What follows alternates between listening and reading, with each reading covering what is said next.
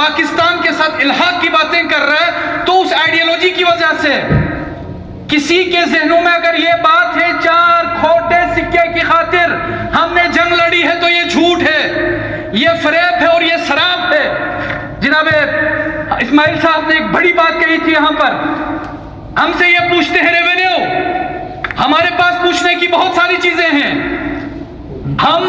4 کھوٹے سکوں کی خاطر 75 سالوں سے تمہارے در پر غلامی کی زندگی نہیں گزار رہے ہیں، ہم آئیڈیالوجی کی وجہ سے ہم چاہتے ہیں الحاق ہو، ہم نظریے کی وجہ سے چاہتے ہیں الحاق ہو، ہمارے آبا و اجداد نے چند سکموں کے لیے چند گٹر کے لیے قربانیاں نہیں دی ہیں، ہم تھے جنہوں نے آزادی حاصل کی ہے، ہم تھے جنہوں نے ڈوگرا کو بگایا تھا، آپ کی کوئی معاونت نہیں تھی اس خطے کو آزاد کرانے میں، آج بھی پاکستان کا 10% گلگت بلتستان ہے رقبہ، اور جو ہم نے آزاد کرائے وہ تو شرنک ہو گئے، وہ تو سکویز ہو گئی ہے، اور آپ سے نہیں سنبھالا گیا ہے، اور آج اوپر سے ریونیو کی باتیں کرتے ہو تو جناب اسپیکر یہاں سے یہ مطالبہ بھی جانا چاہیے کہ زخمیوں کی امداد کے لیے آپ چارٹر بھیجیں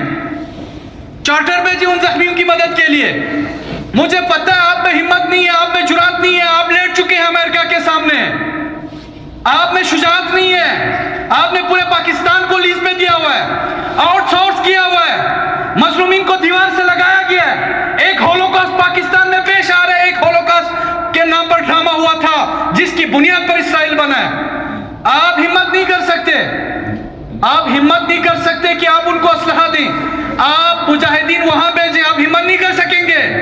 آپ منفی اور دہشت گرد جماعتوں کے مقابلے میں کھڑے ہو، آپ نہیں کر سکتے، تو کم از کم آپ ان زخمیوں کے علاج کے لیے ادویات فراہم کر سکتے ہیں،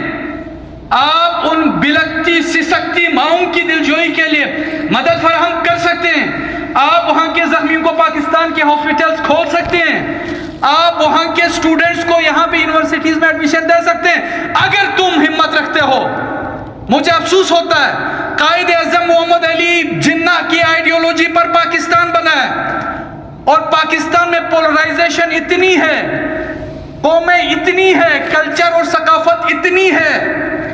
اور اتنی ڈیفرنسز ہے کہ ان کو کلب نہیں کیا جا سکتا، مگر یہ کہ ایک آئیڈیالوجی ہے، وہ لا الہ الا اللہ کا نظریہ ہے، وہ قائد اعظم نے دیا ہے، یہ آئیڈیالوجی اٹھائیں تو پھر پاکستان کو دوبارہ ری یونین کرنا مشکل ہو جائے گا۔ جناب اسپیکر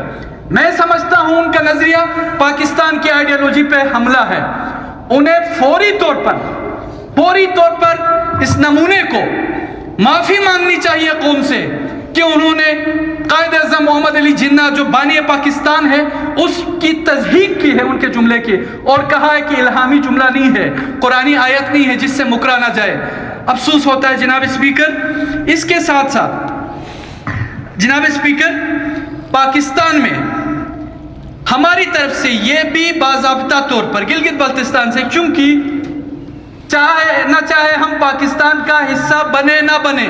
ہم پاکستان کے ساتھ نظریاتی طور پر لنکڈ ہیں،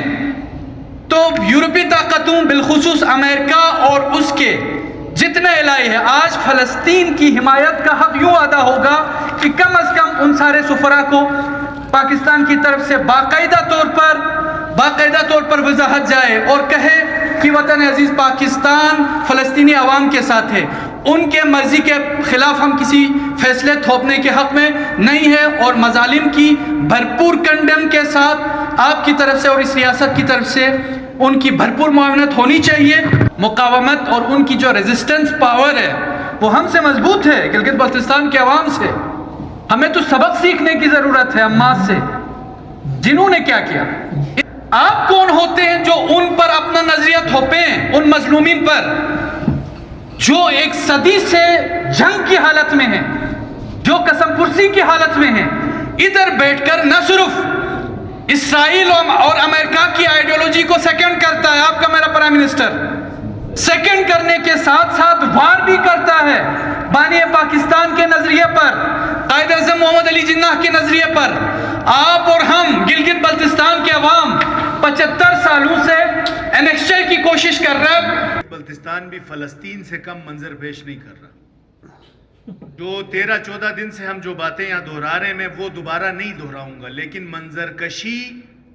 خواہ وہ گمنام روڈ پہ مارے جانے کا ہو تب بھی فلسطین کا منظر پیش کر رہا ہے، خواہ حکومت کی طرف سے اس ایوان کو ویران کرنے میں ہو یا اس گیلری کو ویران رکھنے میں ہو، یہ علاقہ فلسطین کا منظر پیش کر رہا ہے.